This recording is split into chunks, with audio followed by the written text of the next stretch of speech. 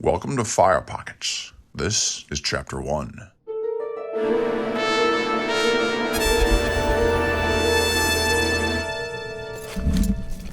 Alright, the light is on, the thing is thinging.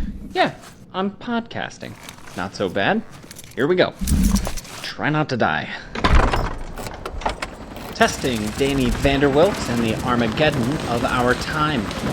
Which, of course, this actually is. Oh, I should turn the microphone up so you can hear the evidence better.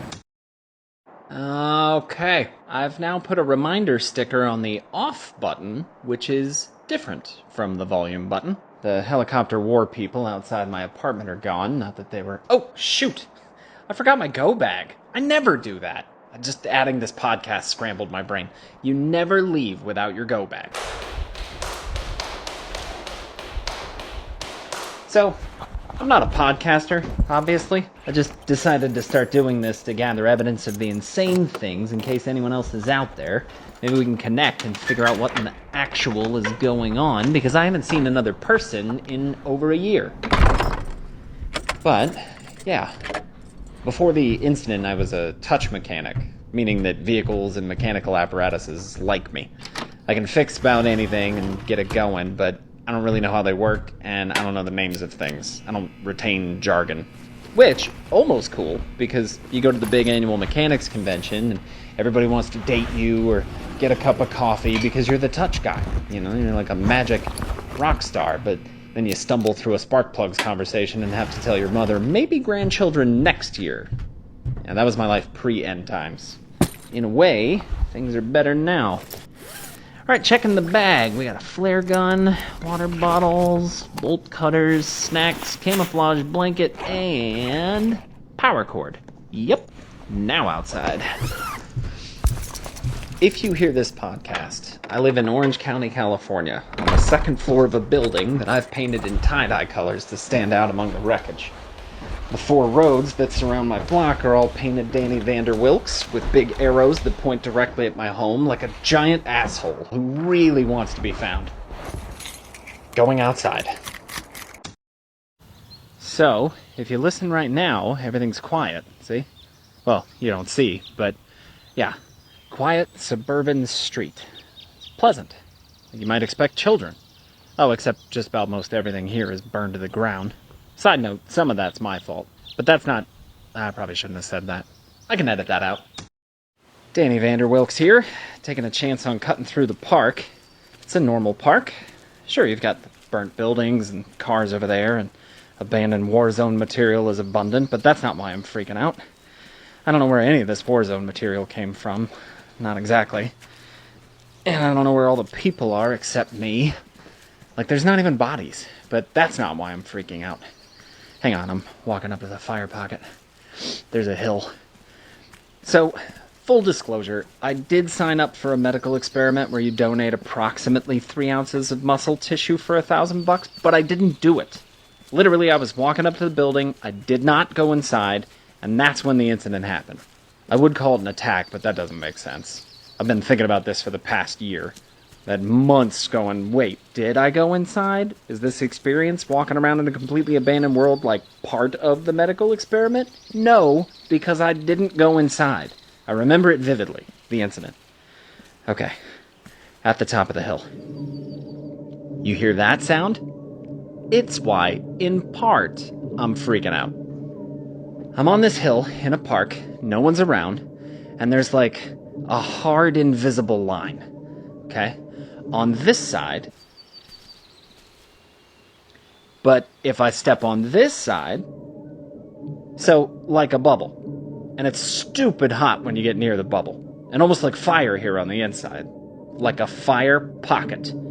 This isn't the only one. I've found dozens. I marked them all over with candles, and that's a nightmare. Put a pin in that. I'll tell you more in a sec. Now, if I go deeper into this fire pocket... You hear that? But there's no baseball game. Hold on. There's no baseball game. There is nothing to see. What's really there in that space is the burned-down park ranger station. But I walk to it... Back out all the way... Back and forth,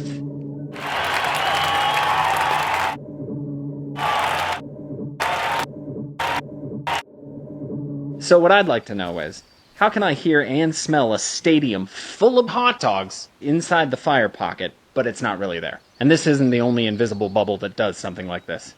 Let's go to fire pocket number 2. Walking up to the abandoned auto factory right now. Fire pocket number 2. By the way, you hear trains right now? There are no trains. That's another fire pocket. Like number 7, I think. It's less hot and doesn't have a hard bubble edge. It's kind of general. In reality, the trains are all melted, like someone came and death rayed them, like a house of wax all half melted. All these metal trains. It's actually pretty cool. It's kind of a gushy waterfall sculpture on that one. It looks like a slide. Like a water park slide. Like a really fun water park slide. You know, if I was a less mature adult, I'd probably... It's a lot taller than it looks.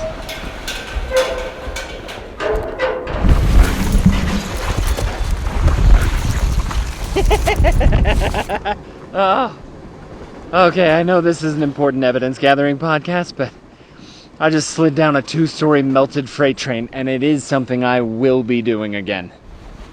Okay, fire pocket number 2 is dead ahead. So, I ruled out medical trial because I didn't do the medical trial. I didn't go in. And then I thought, hey, what if I'm stuck in a simulation? But I've driven probably 1,000 miles and back in every direction I could think of, and most everything is burned and bombed and wiped out. I think worldwide, I don't know. I'm ruling out simulation for 2 reasons. Number 1, the scale of that would be super expensive and pointless because number 2, who am I? I'm just a touch mechanic who, look, I made up touch mechanic out of social desperation or something to appear successful. I admit it, I don't have magic powers. I'm just good at figuring out machines. But that's like assembling furniture without the instructions. Like, you can do it, and no one puts that guy in a simulation. No, you put in an astronaut, or a super sexy naked individual, or a man with a dog, or someone who consented. And I'm not those things. I'm a lonely, stranded person who spent 17 weeks tie-dyeing his building. If this were a simulation, they would have ended it by now, because watching one guy tie-dye a building for 17 weeks is even less interesting than you might expect. Alright, here's the factory. My favorite door, by the way.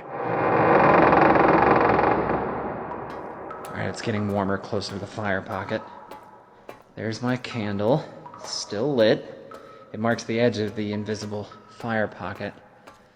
By the way, also ruling out theory number 3, hypnosis.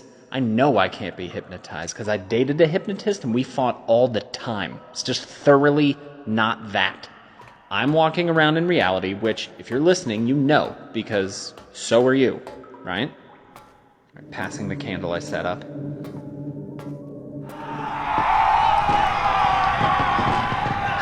Yeah, so Fire Pocket 2 is like a cavalry charge, always ongoing.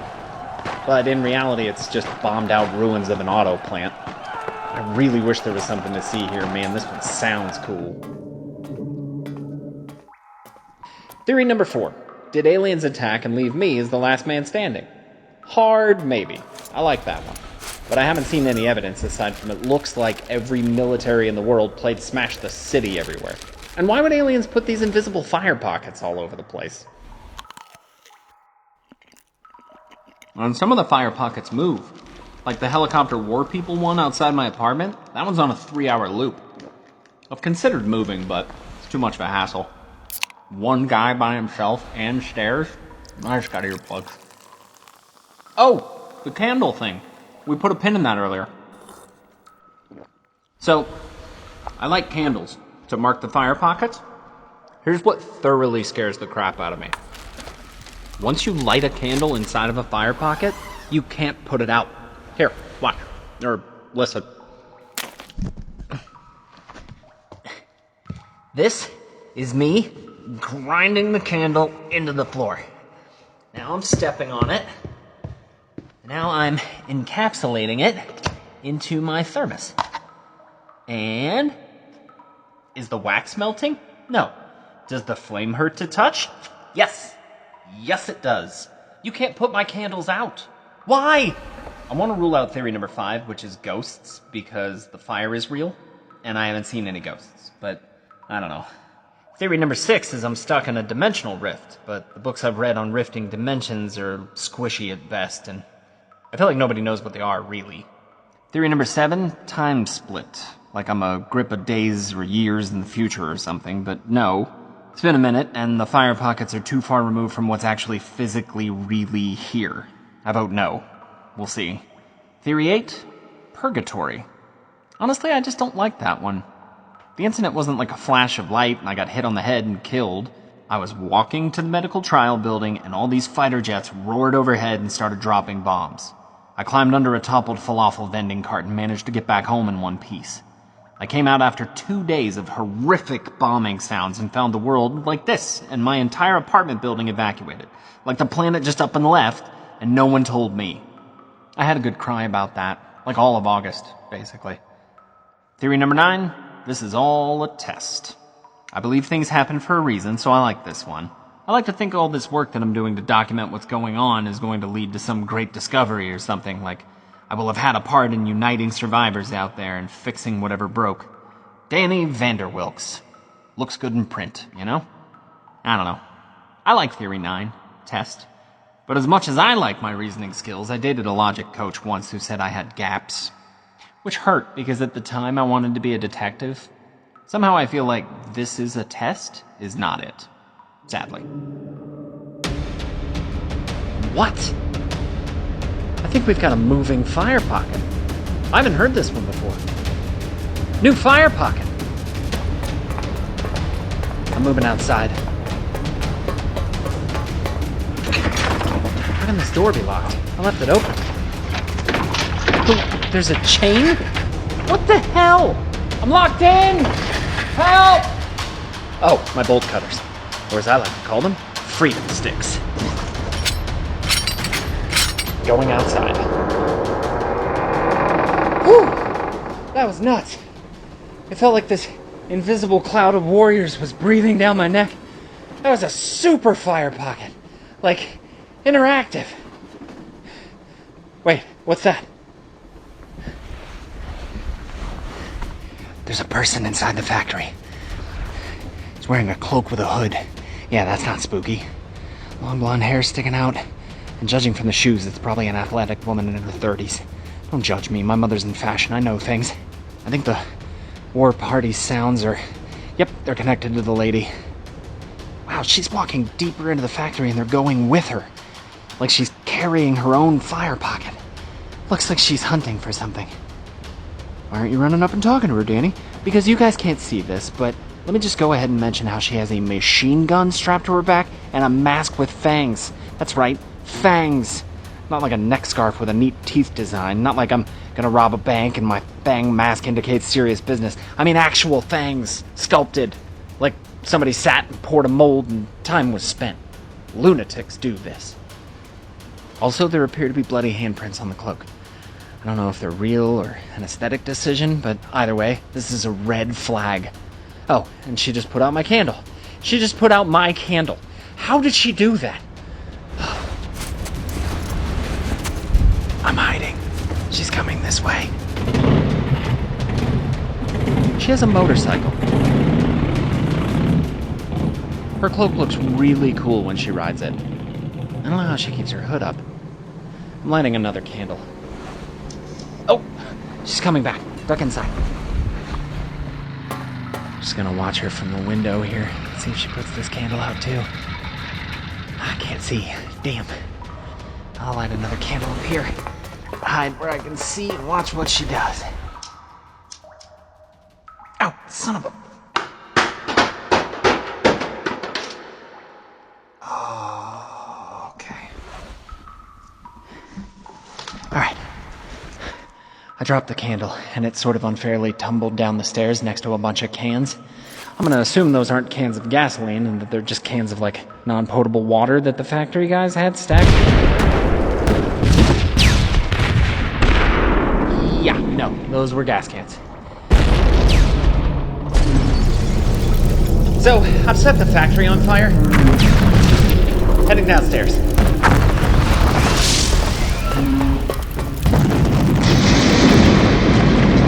Going outside.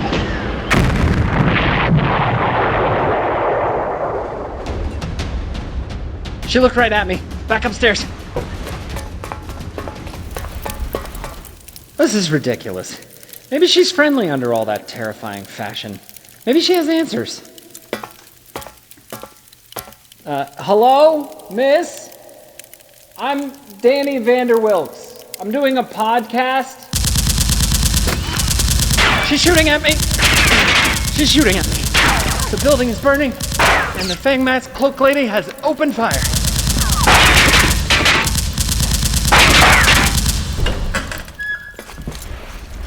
You know, I can't help but wonder if she's the one who locked me in a few minutes ago. Don't you bet? Man, it really sucks to want to ask a dangerous person questions. Like when you're being mugged, but you just really want to find a functioning restroom. I have to go through the fire pocket. Only way out.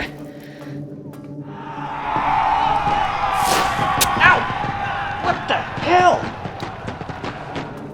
Alright, I'm through the fire pocket. Was I? Yeah, I got shot with an arrow, kind of. It's stuck in my backpack. There's like an old-timey arrow lodged through, and I can feel a little poke. Like something from the fire pocket got me. How is that even? She followed me through the fire pocket. I'm trapped. Window. Okay, I'm self-rescuing on foot. She's going back the way she came. Sweet, she's not a jumper. See, I was track and field, but she clearly is much faster at getting out of burning buildings than me. Again, no trains here. Just the bombed out remains of some war I completely missed. Climb the thing. Down the slide again.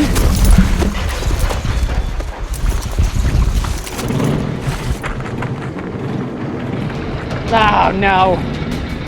She drove her motorcycle down the slide. Awesome, but I'm definitely gonna die. All right, going through this fence. Ha! You can't drive a motorcycle through a fence. Bullets, though. Okay, she's gonna have to drive around and get me. And that's what she's doing. Okay, I think she has a motorcycle and a machine gun, and I have a backpack with a blanket and some snacks. What do I need? Got it. Hang tight. I have to save battery until I can plug in.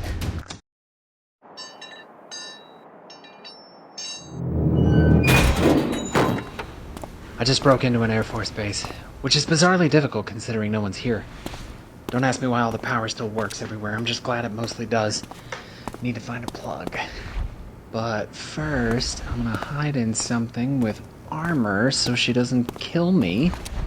Oh, just you wait. Just you wait, Fang Mask Cloak Lady. I've got an answer for your stupid bullets. I've got a retort. Too bad she's not even gonna find me. Probably. Stop. Unauthorized access. Stop. My bad. Unauthorized I set that off. Stop. That's my bad. Access. Stop. And here she comes.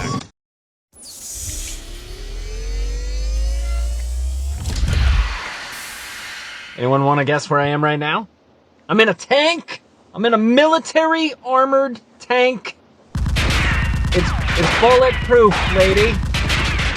How about we... What's this button? How about we talk now? Oh, cool button. Come up to the thick glass on the side here and let's talk. I'm sure you have questions too. Let's just start this whole relationship over. I will apologize for burning down the factory, which I see my fire candles upset you generally, even before that big fire. And you can apologize for trying to murder me. That sound pretty decent? We can skip the apologies. Why can't my candle fires inside the fire pockets go out? And how did you put them out? Also, what is going on? Where are all the people? What are the fire pockets? Oh, like you'd know. I named the invisible bubbles fire pockets. What do you call them? Because I like fire pockets. Can we agree? She's doing sign language. I don't know ASL.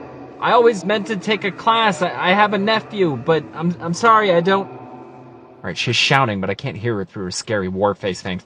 Please, if you're comfortable, could you remove your fang apparatus? That frightens me. I can read lips. Negative. Okay, she's writing on my thick tank window with what I'm going to assume is spare red paint she carries with her and is not at all associated with the bloody handprints on her cloak.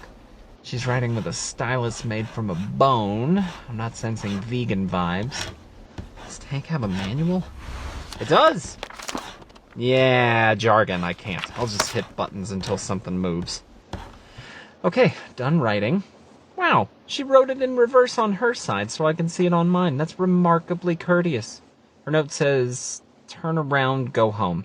No, I'm not gonna do that. Who are you? Lady, I'm in a battle tank. Please stop trying to kill me. I'm doing a podcast to look for help and build a community to find answers. Would you like to put the machine gun down and get in on the ground floor with me? She's headed out. What a day. You know what? I'm gonna follow her. How do you drive a tank, touch mechanic? What's this do? This looks like something. Okay.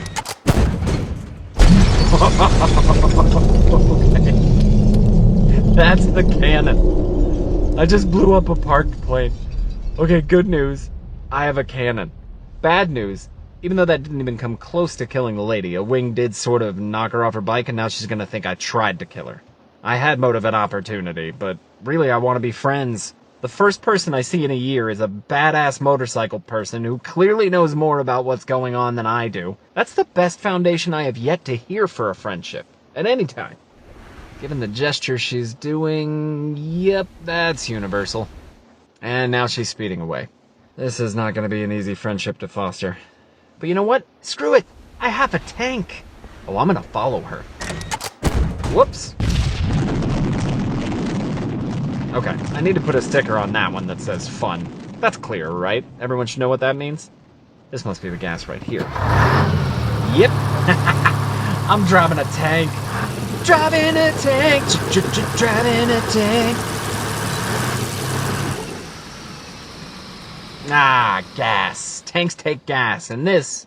Okay, if we're being honest, and I feel that we are, that second explosion I just caused looked like the Air Force Base gas station, meaning no more tank gas. I do not have a tank. I have a very uncomfortable 60-ton fort.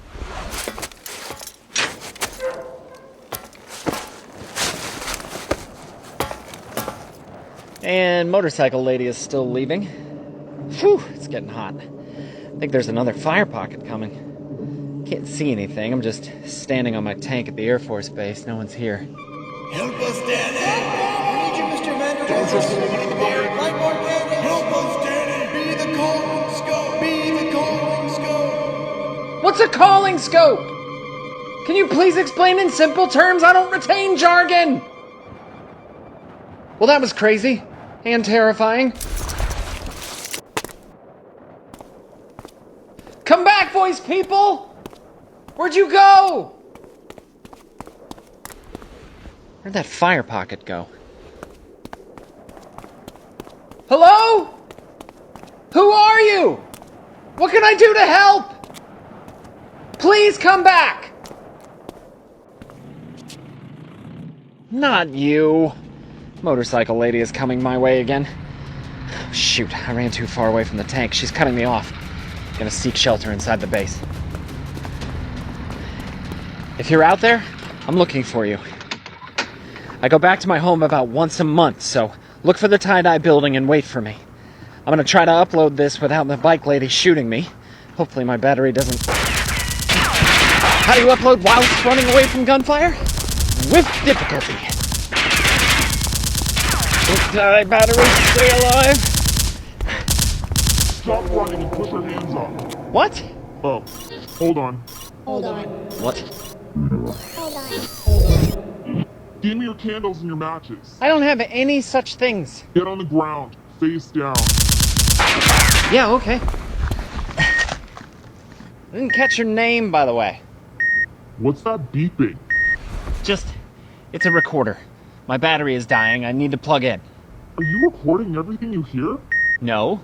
I mean, is it bad if I am? Yes, you idiot, it's very bad.